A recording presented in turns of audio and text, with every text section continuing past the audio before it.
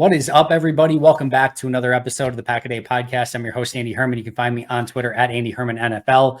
I'm joined once again by Mike Wahle. You can find him on Twitter and X at Mike Wahle68, former great Green Bay Packers guard. And he played for some other teams too, I guess. But he's a former Green Bay Packers guard as well. We're introducing him.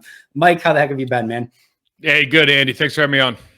Yeah, it's always a pleasure. Let's start off with the obvious. Packers going to Dallas. They get out to a 27-0 lead. They pretty much dominate throughout. Dallas gets a couple garbage touchdowns at the end, which end up being garbage touchdowns. As you went back and watched this and rewatched it and viewed the tape of it, what were you most struck by as you kind of took a further look at this game? So first, I want to just blanket statement. It's really hard to win in Dallas. It's like they made the game look easy. And so I think the thing I was most struck by initially was I've been down there and played a bunch of times with different teams, and it's just a hard place to win a football game. And I can't really put my finger on why that is, whether the Cowboys are good that year or not. It's always a tough place to win. So that's part of it. And obviously they have that home record going to 16-1 now, I guess, over the last 17 games. Yep. The thing that really stood out the most to me was watching this tape was you're looking at a younger team, a younger coach versus an older or veteran team, a veteran coach. And the veteran team and veteran coach, I don't know that I've watched the tape and thought there's a team that is being completely outplanned, outprepared, outperformed so badly in every aspect of the game that the Dallas Cowboys. Like the Dallas Cowboys could have watched my preview show and done. I mean, I'm saying that tongue in cheek, but like seriously, you could have watched somebody's preview show and had a better game plan. I was floored how poorly they just from a concept and scheme standpoint, how poorly they did some things. It was, I didn't think they had a playoff team to begin with just because of their defense, all the small people they have up there, but to keep them in, like to not put Micah Parsons at linebacker and bring another defensive end at some point, you're just going like, dude, are you trying to lose? Like, well, I don't understand what we're doing. So the Green Bay Packers went in and played a great game, but I guess like the overriding thing that I couldn't get, I got mad at the tape. I got mad at the Cowboys watching the tape. They were so bad. Yeah, it was a really weird game plan on both sides of the ball. Defensively, I was more struck by the inability to sort of counter what Green Bay was doing through the course of the game, and still seeing, obviously, their undersized linebackers, their safeties playing deep, and Green Bay just running right up the middle, and Dallas really not countering it all that well. It felt like Dallas got into their offense and their rhythm just far too late. I think, and maybe you can speak to this better, it feels like sometimes I don't know if it's being too cute, but you put together a game plan that you think is going to, maybe try to stay balanced. I feel like Dallas could have come out and spread Green Bay out more and just kind of thrown it on them all day and done it earlier. But it was just a weird, disjointed game all the way around from Dallas.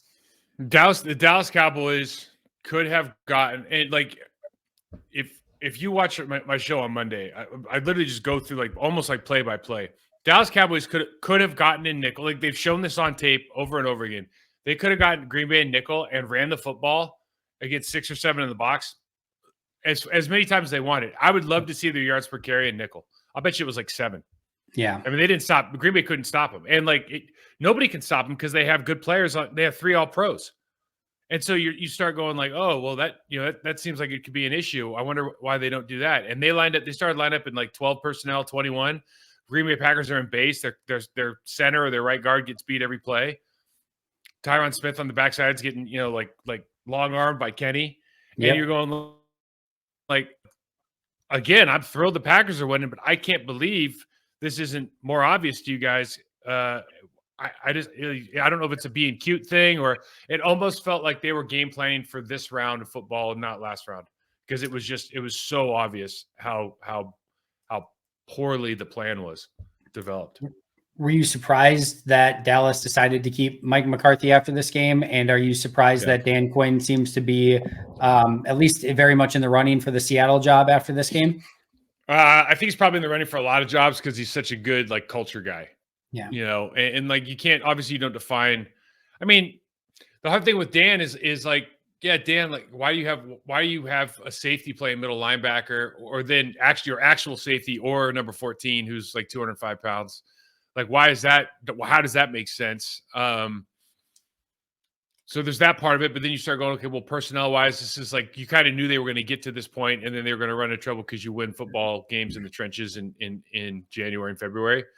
But the Mike McCarthy thing, I said this on my show. I just released it, and it's a tough thing because I don't think Mike McCarthy deserves to be fired, but I think he should have been because I think maybe he should want to. Because I don't think you can win football game. I don't think like the ghost of Troy Aikman and Michael Irvin and that offensive, like the ghost of those guys, you're never going to get the respect you want unless you drop banners. And when it's like, it's not the media. It's everybody inside the building. The way that he puts pressure, that he always has to be in the spotlight. He has radios, all this stuff that he does to constantly put pressure on your head coach, your coaching staff, then all the way down to your players.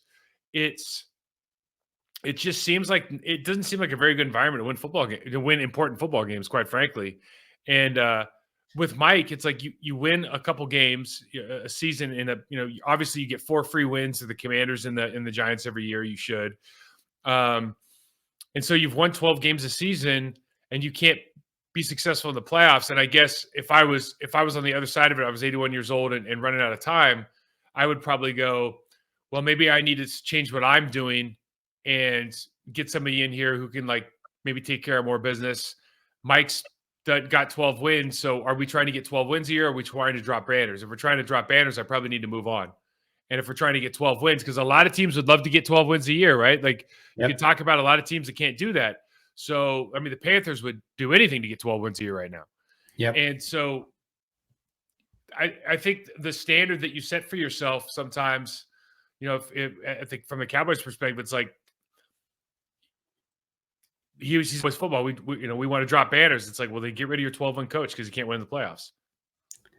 Dallas felt from the very onset of this game just so tight and so nervous and so like they weren't playing like the way Green Bay was, just free and flowing to the football. It was a noticeable difference. It's the whole CeeDee Lamb situation and McCarthy going over and talking to him and him and Dad, like it was so odd. And it just felt like, to your point, like the ghost of Jimmy Johnson, and not that they're dead, obviously, but like the history of that place and what they've done in the past is just it's almost too much, and the pressure there. And it definitely felt like it got to Dallas in that one, and Green Bay exploited it early. I loved the decision to take the kickoff and go down, and they grinded out that first drive to go and get that first touchdown drive, and then from there they just took over the game, and it was awesome to watch.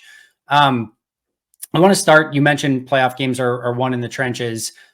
I would love to talk about the Packers offensive line in this one because, well, Dallas's defensive scheme maybe wasn't ideal and perfect, and they had some undersized guys at linebacker. Like you said, Marquise Bell is, 205 dripping wet. But I thought that Green Bay's offensive line really did a great job in limiting the pass rush. Obviously, they only dropped back 21 times, so it wasn't a ton. But at the same token, also opening up alleys for Aaron Jones in this game.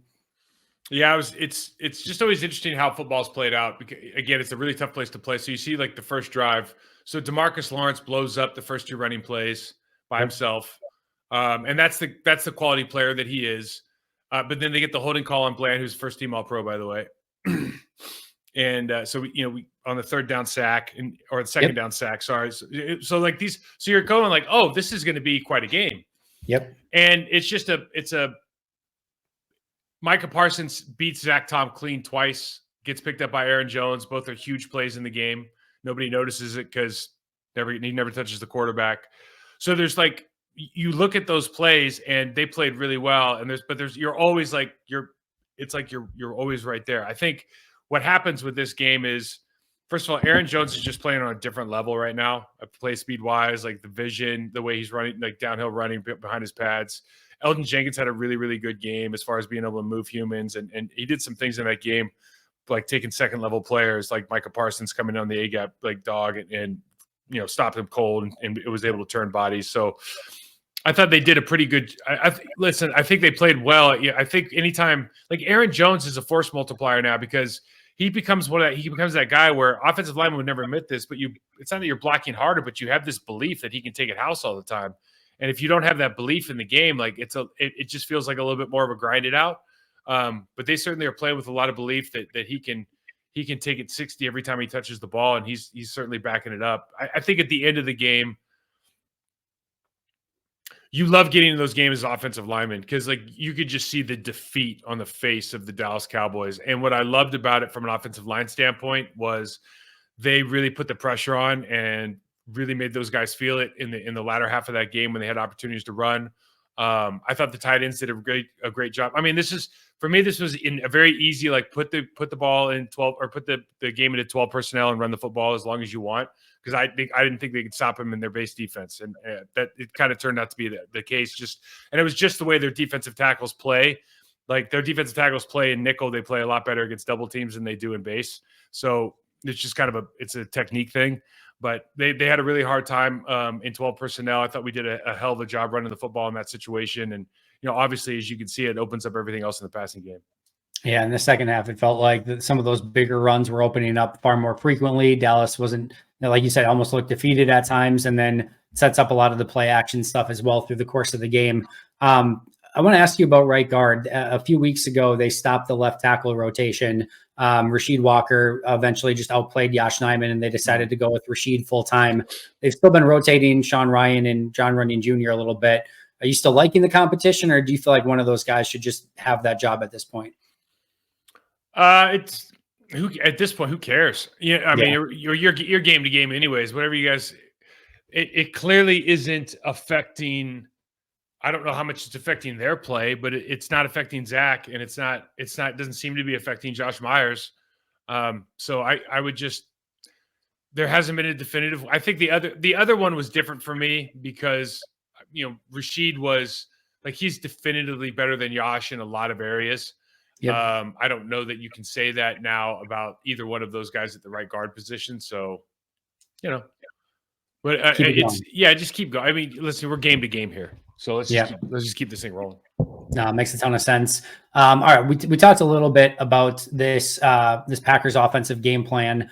Anything else that you noticed that Green Bay really did well? And I guess more importantly, is this repeatable, or are just Dallas's flaws in this game what made this open up so well for Green Bay? And I know it's going to be tougher against San Fran in some capacity, but how much of what they did against Dallas can be repeatable against whether it's the 49ers or anyone moving forward? Well, I mean, I think if we're being honest, the Packers didn't run new plays, right? Like they didn't do anything. They're executing at a higher level than they were.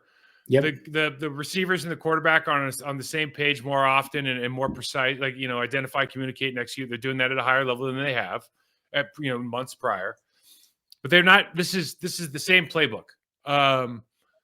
And you're just, all you're always doing is refining based on personnel and obviously in individual matchups. And I think what you're going to find this week is, the Dallas Cowboys were rated high. If you watch tape, you don't believe it, right? When the San Francisco 49ers are rated high, when you watch tape, it confirms it. They're really good. Their box seven is the best box seven in National Football League. I mean, they might be 3 deep in the defensive line. They're the only people that are in the contention for best linebacker duo are the 2 All-Pros in the Baltimore. Like Fred Warner and Dre Greenlaw they're a cheat code on film. It's ridiculous how special they are. They've got, they lost to Faga and their secondary still playing well. I mean, they're just a really, really good defense. They have the best D-line coach in the business. They flock to the football all over. And what I like about them is, and I think where the opportunities lie, quite frankly, is they like to switch up their coverages right before the snap. The Packers are going to play into that a little bit with all the motion that we've been doing. And I think you're going to see a lot more kind of double motion. So in other words, you start, you move to a spot, then you start your motion before you start the play because you're going to want to give Jordan Love as much information as possible pre-snap. But this San Francisco 49ers team is the real deal in every facet. And I don't, again, like we talked about last week with the Cowboys. The Cowboys are a lot of things, but they're just not. They just don't prove to do well in the postseason. I think a lot of that just has a lot to do with their personnel, the way they play. But we talked about it a little bit, the way that Jerry puts pressure on that team. Yeah, we'll talk a little bit more about Packers 49ers towards the end of the episode, but I'm really interested to see how Green Bay does against this test, because I do think it's going to be a lot different as well against San Francisco this week, and doesn't get much harder than what Green Bay has facing ahead of them this week on Saturday in San Francisco. Let's move to the defensive side of the ball. Along the defensive front, you mentioned already, Kenny Clark had some great plays against Tyler Smith. I thought he had a really impressive game. What impressed you up front against the Cowboys this past week? Well, I thought one of the keys to the game was those guys winning some individual matchups, and our ability to get into like our base defense and just get singled up, I thought was going to be the key to the game. The Cowboys thought they were going to play smash mouth football instead of, like we talked about, spreading them out.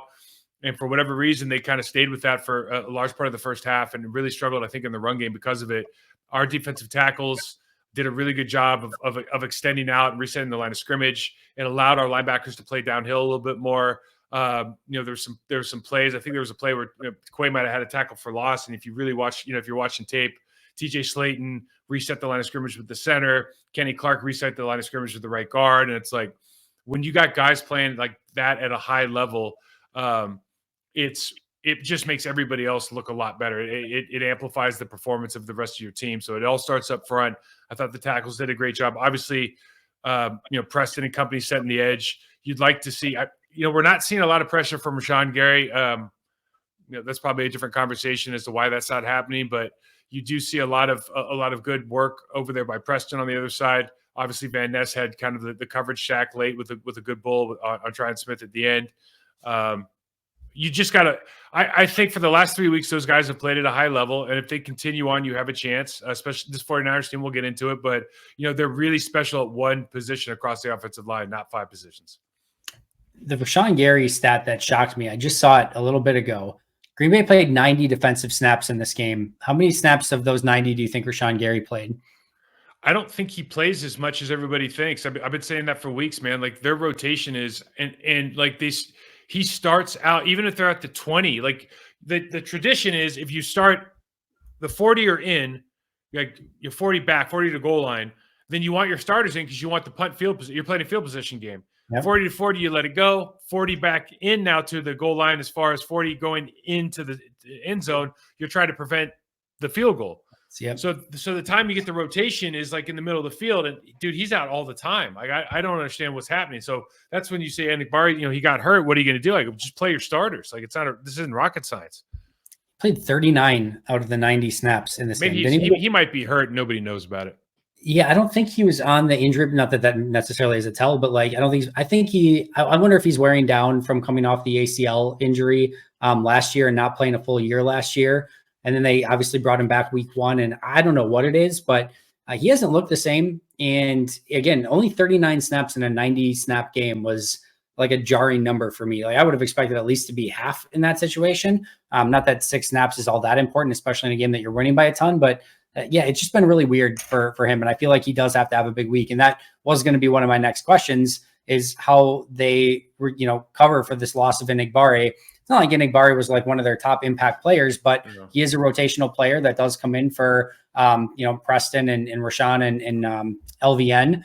They've got Brenton Cox still on the roster, but to your point, it just feels like maybe Smith and Gary are just going to have to play a little bit more. Which I think is fine. As I'm sitting here, I remember that I had teammates, and you probably could guess, at least in Green Bay, who they were, where some guys just decided at some point in their career after their second contract that they were pass rushers, and they don't want to play. They don't want to play in the beginning, and that might be what's happening there. I'm not saying that's what it is at all, because I don't know the situation, but I do know that people get on their second contracts and they fancy themselves like, oh no, I want my third down, I want my rush lanes. I don't want to play the run because I don't want to get worn down, and especially if he's coming off, the ACL, maybe that he has some wear and tear that we're unaware of. But it is perplexing because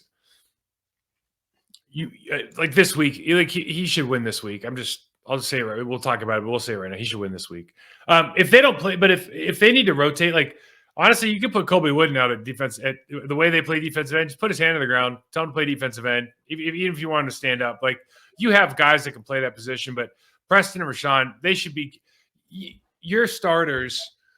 Should be playing 70% of the snaps. It shouldn't be less than 50. It should be 70% of the snaps. So, and I'm sure they're more than capable of doing that. So maybe this is just one of those times during the year you gotta got to buck up a little bit. For Rashawn, if it was let's say he wants to be more of a pass rusher and just wants to play more of the third down snaps, I'm even okay with that if he has the huge impact as a pass rusher. But he's had 3 pressures this past 2 weeks, at least as charted by PFF, which is another conversation. But 3 pressures these past 2 weeks. I see you shaking your head. And then doesn't have any. He's had 1 sack since his 3 sack performance. What was 8 weeks ago. I don't know. It just hasn't totally been there. And to your point, I think he needs to have a big game against McKivitz this week. Yeah, no doubt. And hopefully he will. There's certainly some opportunities there. It's all over tape. It's the blueprint to beat their right side of the offensive line for the Niners is all over tape. So all you got to do is watch it. You mentioned earlier Dallas ranked high on defense. You watched the tape. It didn't confirm it. San Francisco ranked high on defense. You watched the tape. It confirmed it. Green Bay not ranked great on defense.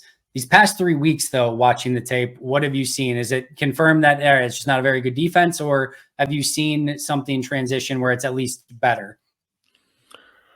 Well, if we're just talking about last week in particular, listen, I think since Jair Alexander came back, he came back the first play of the Chicago game and blew up their fullback and their tight end, started, set the tone for the game. This week, second series, he gets the pick. Yep. Really, that's game. I mean, he called game right there.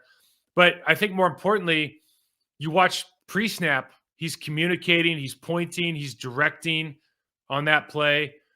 You watch earlier, both in plays before that and after, very physical and tackling.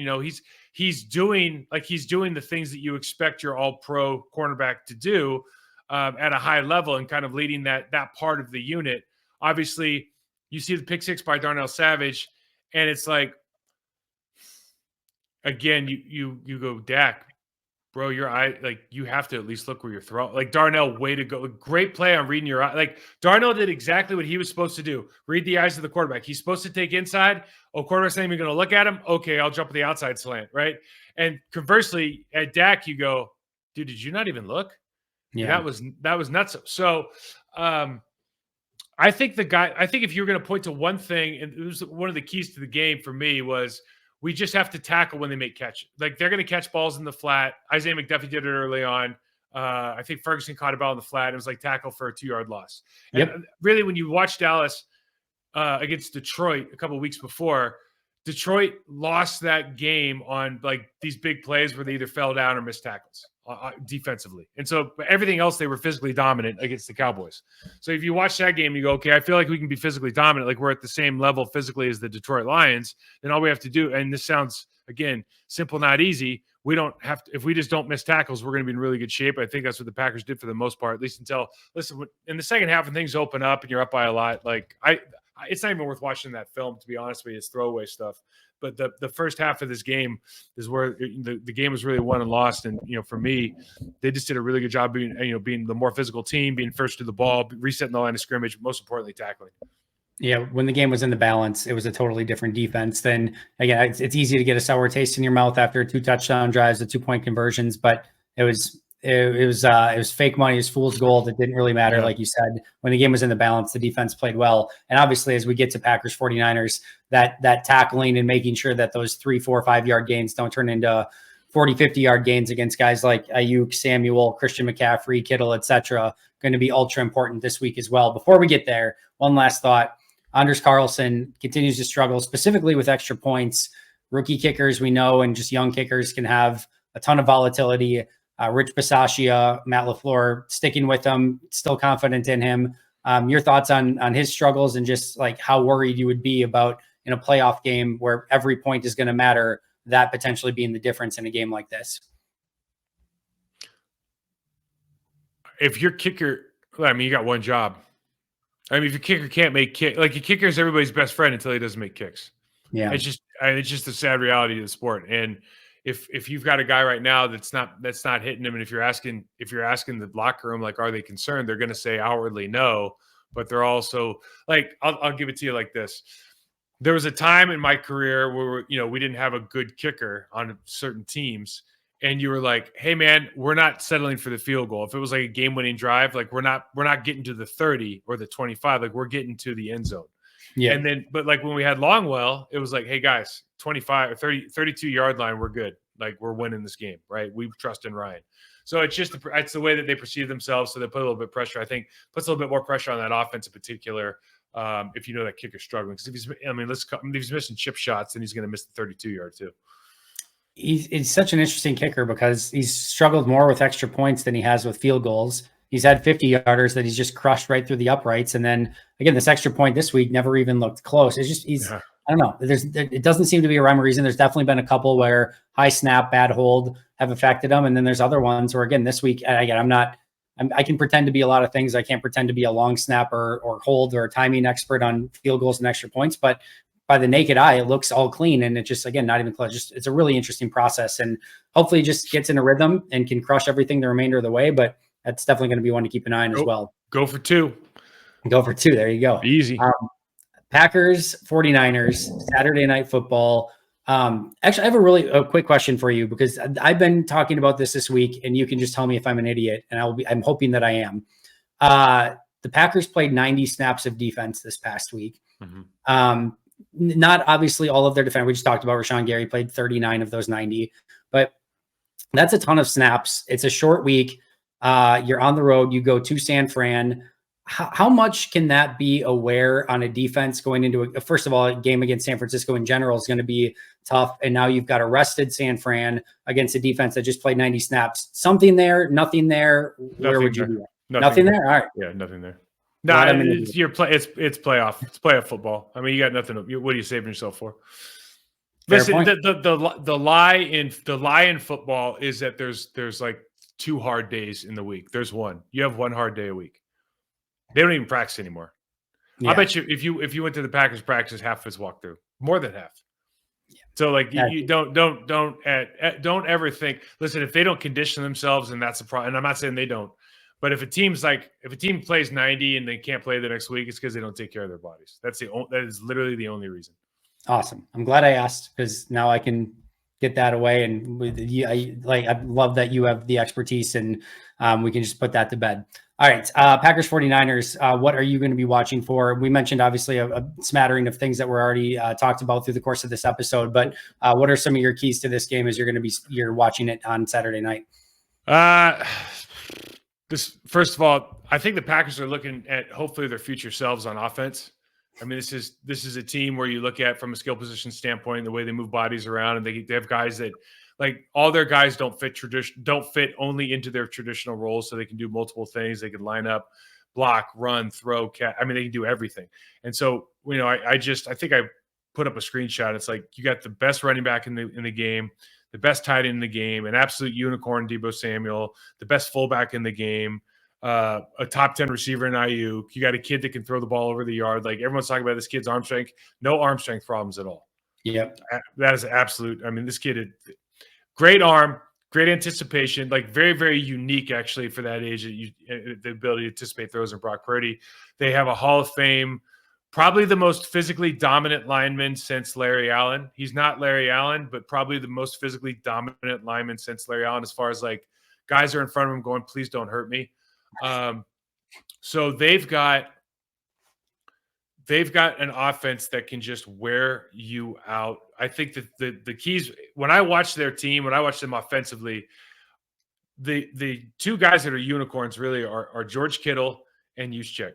Yep. They do and Williams to some extent, but really Kittle and Juszczyk are, when you look across the entire National Football League, Kittle and Juszczyk are in a different, like their ability to do different stuff is at a higher level than anybody else in their peer group. And I think that's what, like, you can find another good thrower and a receiver and running back, but there's nobody like those 2 in the league, at least a pair of them, that can do the amount of things that they do on the line of scrimmage, off the line of scrimmage, in motion, passing game, run game. And that, I think, trying to figure out how to deal with those guys in particular is a big matchup problem. Defensively, the other thing is you got to take away the hash throws. Like they live in between the hash marks. Like Kittle, Ayuk, Deebo, they live in they make so many yards underneath or behind the behind the linebackers and underneath the safeties. So like all their play action stuff, like the linebackers have a really tough job this week because You've got to be completely dialed into all the motion. That you're probably going to condense your defensive playbook and call sheet, but you got to be completely dialed into what you're doing. You have to win up front. Your linebackers have to be able to see the run, probably, stay off until you see it, then go like a bat out of hell. But then if it's back, you got to get deep, man, because like Kittle is making a living in those hash marks right now. And if you don't stop either one of those things, they'll beat you because they can just put up too many points, right? Then defensively, like, I guess bottom line, like Andy, like defensively, they're the best box seven in the league. This is a trenches game. If your defensive line, offensive line plays really well this week, you're going to have success in it because I think everybody else is like our wide receivers are thinking I can score points on anybody. Our quarterback right now thinks he can score points on anybody. This is going to come down to, can you stop the front four from the San Francisco 49ers so you give your guys opportunities to hit those like deeper developing routes. And then defensively, they've got Trent Williams and those other two guys, and they're elite. Can't say it enough times. You should be able to beat the rest of that line. Jake Brendel's a good center. Like, he's a really good center. But the other three guys are just guys. And like, you have to be able to take advantage of your matchups and win up there. Because if you don't win up there, like Kyle Shanahan, if they were doing a thought leader convention at like running motion and all that offensive, like he's the first speaker. He's the guy. Yep. Right? So, yeah, for me, you have to be able to, like, this turns into like Jimmy's and Joe's game. Like, you're not going to beat them scheme wise. You better beat them up front with some physical matchups. And if you do that, I think it gives your linebackers and your secondary a real chance to be successful. I think you have to, especially on defense for Green Bay. If you can't win up front against their offensive lineman not named Trent Williams, I don't know how you can stick with all of those weapons all day long. I want to add on top of that by asking, when they are in just their base personnel, Juszczyk, Kittle, Ayuk, Debo, and McCaffrey, it just feels like, first of all, whether you're in base or nickel, whatever you want to run, if they can run on you still. But if you're going to go big, they can spread you out. Green Bay has had issues, when they've been spread out over the course of the Tampa Bay. It was a big one. Like, I don't even know like how they try to match up with this 49ers team. It just feels like Shanahan's going to have them in a blender all day long. I think the hard part about this is when you're a base 3-4 defense and you don't like your matchups with your two outside guys in the slot, which we don't. Yep. You really want to be in like the other. Oh, well, guess we'll play nickel. Well, you don't really like nickel here at all. Like, nope. You like what you really like is you want to play like a 4-3. And attack that way, or you can play your 5 down. You can play your 5 down, so you can do your nickel look and just put your linebacker on the line of scrimmage like we do with Devondre every once in a while. Because you really want to try to find the individual, like the one-on-one blocks. Like, you need to win your one-on-one blocks, and that's hard to do if you're in a 4-3. You're going to get two doubles at the point of attack. So, it's a really, really tough thing, but if you want to stay in your base, like, hey, this is what we run, we're going to live and die by the sword, then that means you're going to run a ton of zone outside. You're going to try to keep your guys at the line of scrimmage, talking about Preston and Rashawn Gary or whoever's going to play there. You want to keep them at or near the line of scrimmage. You can have, if you're going to drop them, you want to drop them into the flat. And it's just like last week. You got to get the guys back. Linebackers got to get their depth, get everything in front of you, and you have to rally and tackle to the football. Like every team, very, very few teams can just go down methodically and score every single time. Like, this is probably going to be a high-scoring game. But if you can just rally tackle to the football, make the tackles, don't let their screen game get 20-yard gains. Don't let their hitch passes get 8 yards, right? Like, you just rally tackle to the football, you're going to be okay. You're going to give up some of that stuff that you're talking about. You're going to give up the 5-yard outs. You're going to give up the three-step slant on Preston Smith. You're going to lose that matchup, but that's not going to define the whole game. Like, the players, the coaches won't call that the entire time. What you need to do is you have to win the gimmies, like all offensively and defensively. Take the gimmies. If they're blitzing, throw it to the open guy. Make him make a tackle. If we're going to play off, rally tackle to the football. Like, it's going to be that kind of. We can break out all the scheme and everything, and it's fun to do, and I do it, but really, you just have to block and tackle really well this week, and you're going to be okay. It definitely feels like a fundamentals game. And that, I feel like, is what the defense has been doing a little bit better these past few weeks. It's just making it harder for opposing offenses. They can't match up, but they can certainly make things more difficult. And it just feels like If Green Bay can keep them in the mid-20s or under, they're going to have a chance. And if it's in the mid-30s or over, it's going to be a whole heck of a lot harder this week. So that's going to kind of be what I'm watching as well. Last question, and then we'll get you out of here. Are you more afraid of the ball being in Brock Purdy's hands or in Christian McCaffrey's hands? Like, what are you trying to take away from San Fran to be like, this can't be the way that they beat us? They're a running football team. Yeah, they average 140 yards on the ground. I mean, they're a running football team. And look, Brock's good, but Brock's what's his second year? Yep. Yeah, I mean, you saw he turned the ball over 4 times against the Ravens. 3 times against the Vikings. I mean, like he's had games where you go, okay, well, you can still make some mistakes here. I think the key to Brock is that's why collapsing that pocket is going to be so important. You get Brock off the spot with nowhere to go. It's the same kind of thing as Dak a little bit. Like you can see where he's going to get heated up, and he's a good athlete. He can get around. He can do a lot of stuff. He's way better than advertised. But Christian McCaffrey is. You watch some of the stuff on Christian McCaffrey, you're like, dude, it doesn't even like his body doesn't even make sense how he's moving. Like his balance and his speed, his power, he's a phenomenal athlete. If Christian McCaffrey has a big day, the game is out of reach. I would say that Brock Purdy can throw for 400, we could be in the game. If Christian McCaffrey runs for $150, the game's probably out of reach because that means they can do literally whatever they want.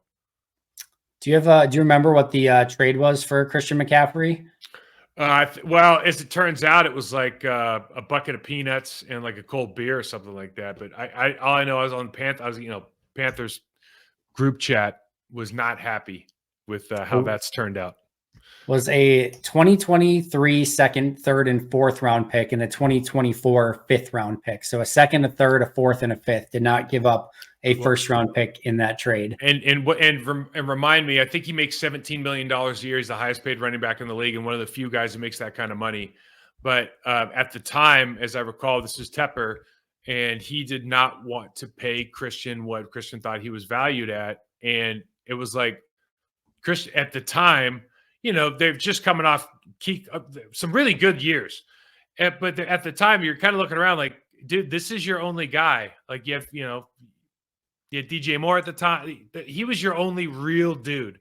And they didn't have a great offensive line. And I just remember, and I think he had just been hurt twice. He had pulled his hammy twice. He'd come back and pulled it again. And I just remember thinking, like, he's got to think he just died and went to heaven. Like, this is the best. Like, there's not a better offense in the league for Christian McCaffrey than Kyle Shanahan's offense. His contract's a joke for what he's worth. He's got, I mean, they've done some cap gymnastics on it, but he's only making, his cap number is only 3.4 million this year. It's 14 million the next 2 years. And then they have a dead cap hit of 4 million in 2026 on a void year. That's just, he's going to get like, it's going to hit the salary cap no matter what. But 3 years, 35 million over these 3 years. Like it's a joke. It is a joke. He's a freak of a player and is going to be really tough to stop this week. Mike, any other final thoughts? Packers, 49ers, anything else you want to rant or get off your chest? The floor is yours. I just think this is going to be a really good, I think both Saturday games, I think the Baltimore-Houston game is going to be a really good game. I think this could be a really good game. It played so well last week. You start squinting at this game a little bit hard. I mean, I know it's like a 9.5 point spread, but gosh, if the Packers continue, I guess the best thing about this game right now is like I don't ever feel like you're on house money. Like you're always trying to win a championship and all of that stuff.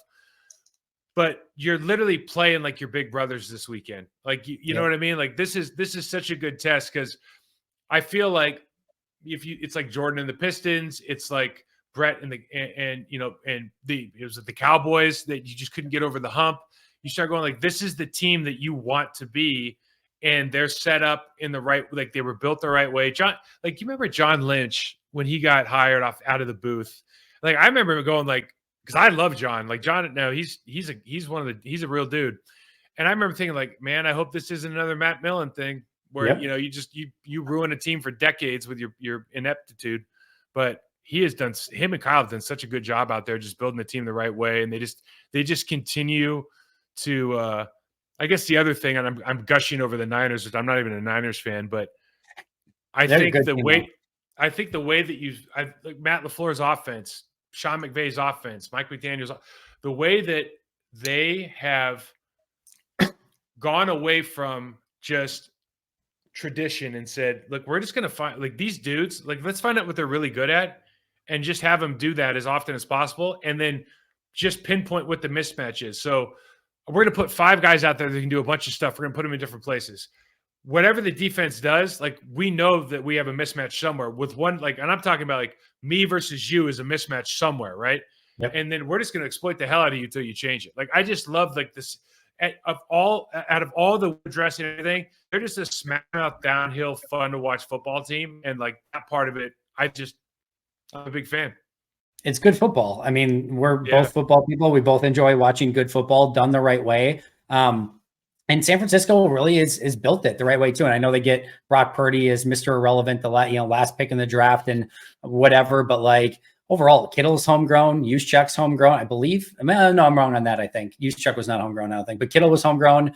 Obviously Debo. Yeah, like Mike Vrabel wasn't homegrown in the Patriots. Like they made him. Yeah. You know what I mean? It's like, exactly. Like, very well. Yeah. I mean, what are the big pickups they made? Trent Williams, okay, huge pickup, and McCaffrey. Yeah. Right. Javon Hargrave, like they lose to the Eagles. They knew they were the better team. They're like, screw it, man. We'll just take their best D tackle. Like, if they're just, and they can do it. Like they have enough cap space. It's just, they built the team the right way, man. It's fun to watch. They do, and it certainly is. Mike, amazing stuff as always. Tell everyone where you can find all of your amazing podcast content and anything else you want to plug. Yeah, Mike Wahle 68 on Twitter, X, Process to Perform on Instagram. The On My Block podcast, the preview show's out for this upcoming game. You can find it on the Process to Perform channel on YouTube. Andy, thanks for having me as always. A lot of fun.